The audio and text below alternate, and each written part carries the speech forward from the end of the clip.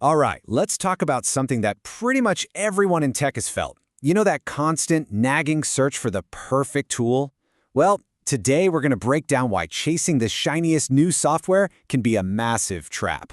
We'll explore how to think about tools not as some kind of magic wand, but as something way more powerful, accelerators for your company's culture. So let's just get right to the heart of it. We've all been there, haven't we? You're scrolling through tech news, you see the next big thing, and you start asking yourself, is this it? Is this the tool that's finally going to solve all our problems? It's a really tempting thought, but is it the right question to be asking? You know, this quote just absolutely nails it. In the tech world, things move so fast, and it's so easy to fall into that trap of just, well, monkey see, a monkey do. We see a really successful company using a certain tool, and the logic is simple. Hey, if we use it, we'll be successful too. But as we're about to see, that's a pretty dangerous assumption to make.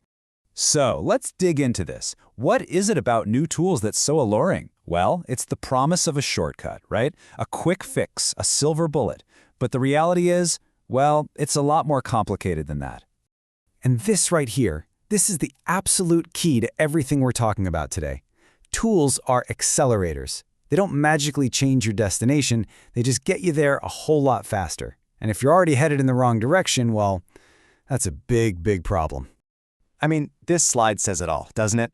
Putting a great tool into a bad environment is kind of like strapping a rocket engine onto a car that has no steering wheel. You're definitely going to go somewhere fast, but it's probably not going to be pretty. The tool just amplifies what's already there, for better or for worse. Okay, so if we accept that tools are accelerators, what exactly are they accelerating? The answer, and this is a total game changer, is your culture. Understanding this concept is crucial. So, let's take a step back and really define what we mean by tool, because it's not just about software. A tool is anything that helps us get a job done without getting used up along the way. Just shifting your perspective to see it this way is incredibly powerful. Seriously, think beyond the screen for a minute.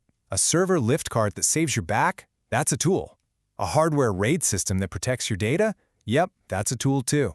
They are all solutions to real-world problems, and every single one of them has an impact on how we work, on our culture.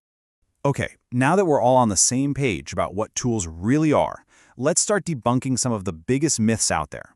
These are the myths that lead us right into that trap we've been talking about. Myth number 1. The whole DevOps in a box idea. It's this fantasy that you can just go out and buy a high-performing, collaborative culture right off the shelf. It sounds amazing, doesn't it? But it's just that, a fantasy. You just can't buy culture. It's not a product you can add to your shopping cart. It's a process. It's the messy, human, day-to-day work of people learning how to communicate better and trust each other. It has to come from within. Oh, this one is a classic. It's confusing the tool with the actual practice. You know, just because you own a really expensive hammer, that doesn't automatically make you a carpenter. And just because you're using Docker doesn't mean you're doing DevOps. At its core, DevOps is about people. It's about breaking down silos and getting teams to work together. You can have the most sophisticated, automated pipeline in the entire world, but if your dev and ops teams still aren't talking to each other, you're not doing DevOps. It's really that simple. So how do we avoid falling into the tool trap? Well, it's not about trying to find the one perfect tool. It's about having the right process for choosing any tool. Look, this is a pretty simple but incredibly powerful framework. Step 1, start with the problem you actually have, not a potential solution. Then, figure out what you absolutely need versus what would just be nice to have. And this is huge. Get the people who will actually use the tool involved in the decision. Finally, write it all down so everyone's on the same page. It's not rocket science, but it absolutely works. And hey, when you're evaluating a tool, you got to look beyond just the feature list. Look at the bigger picture. Is this thing actively being developed and improved? Is there a healthy, supportive community around it you can lean on? And can you tweak it to fit your team's specific workflow? Honestly, these are the questions that really matter in the long run. Okay, let's bring this all home, because at the end of the day, when you strip everything else away, it's not really about the tools at all. It's about the people. Have you ever heard of Conway's Law? If not, this is a total game changer.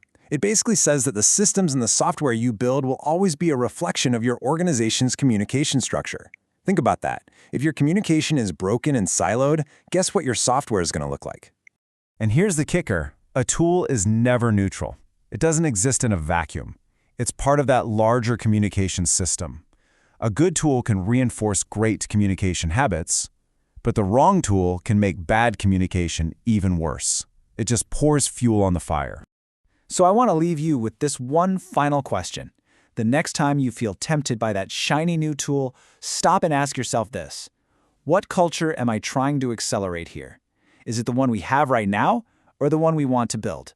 The answer to that question, well, that's going to tell you everything you really need to know. Thanks for tuning in.